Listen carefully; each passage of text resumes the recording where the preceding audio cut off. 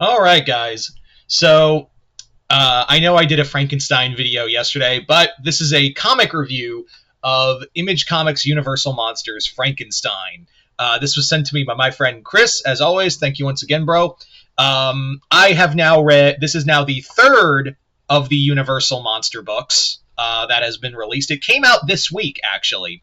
So yeah, I would say give this a look. The Universal Monster books from Image have been interesting because there's only been three, and we'll get to this one in a moment, but I have done reviews on Dracula as well as Creature from the Black Lagoon Lives, and as you guys know, The Mummy is currently being released right now, and that trade will be coming out in November. So, yeah, I've been really liking them. I've been waiting for trade. I have heard these comics have been selling decently. Like they have been having decent sales for the most part, so that drives them to keep going, or maybe they just want to finish all these books. But yeah, so basically they've been having horror adjacent writers do these books, and that's been kind of it. And they've been more like some of them have been sequels, others have been like sister stories. That's been the case with two of them. Now, I really loved Dracula by James Tynion. That was a really solid comic. Creature from the Black Lagoon, though, was really not good. Like, it had its problems. I think it had an idea, but it got lost because it had, like, 3 fucking writers on it. It had, like, I don't know what the case was, but, like, having Rom V and Dan Watters and some other writer on here all at once was way too many cooks in the kitchen, and I feel like it hurt the comic in the long run. Even though it did have a solid start, but man, did it go off the fucking rails. So, where do we stand on this book? So we do have one writer, thank God. So and that is Michael Walsh, who has done a comic called The Silver Coin. So where do we stand on this book? Where do we stand on this Frankenstein comic? I gotta be honest, this might be my favorite of the books so far. It's gonna be hard because I may have to reread Dracula again, but this is a solid contender for being my favorite so far of the Universal comic line. Yeah, they have been nothing short of just solid, just complete. Like this comic was solid from start to finish. So let's get into it. So there's two. So basically, much like the Dracula comic, for those who remember, the Dracula book was a sister story, acted like a sister story to the original 1931 Bela Lugosi movie. And in that one, it acted as like filling in all the plot holes from that, filling in all the holes, and you could watch it after reading you could read it after watching the movie, so it fills in stuff. This does the same. This does the same because it takes place during the events of the original Frankenstein movie. Now, there are also 2 other through lines with this book. The first being that this follows a perspective of a boy named Paul, this young boy whose father, his father's grave is dug up and his hands are removed to make the monster. And on top of that, this also acts as talking about each body part that is applied to the monster and kind of giving origins to each body part and where it comes from. Those being the hands, the heart, the eyes, and the brain. Not in that order, but you see what I'm going with. So Paul is basically there for the events of the first movie, and while it does it does feel a little like hammy at points, it feels natural. Like Paul is thrown in like all these little secret scenes and kind of like an in-between story. Again, much like the Dracula comic. This comic has some solid, like, just artwork on a whole. Like, Michael Walsh with the artwork by Tony Marie Griffin. This book is just a dark, and just terrifying story. Like it's artwork like this that just makes you. Oh wait, hang on, damn it! It's artwork like this that makes you go, oh yeah, we're in a Universal Monster book.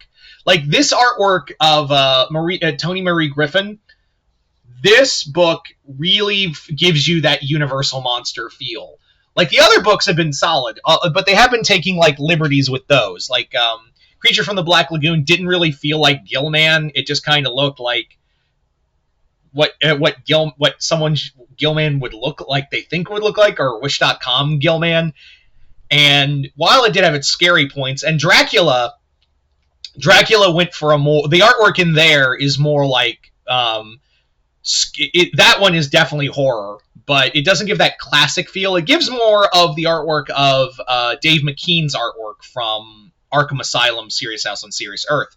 So this is the one where I can definitely say this feels like the most Universal monster artwork I have seen. And that's not to knock the other two books' artwork.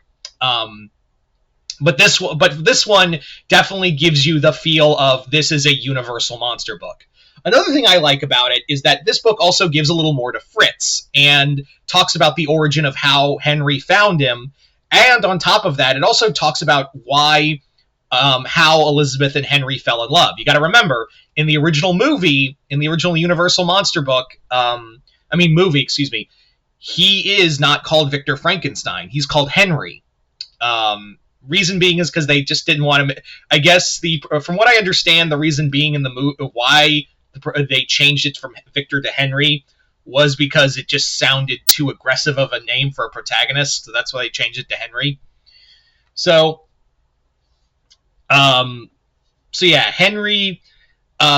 We find out that like much like in the book, his mom died, and Elizabeth was brought into the family, and they were raised as adoptive siblings, and they fell in love from there, and that explains why Henry is why Elizabeth is so in love with Henry.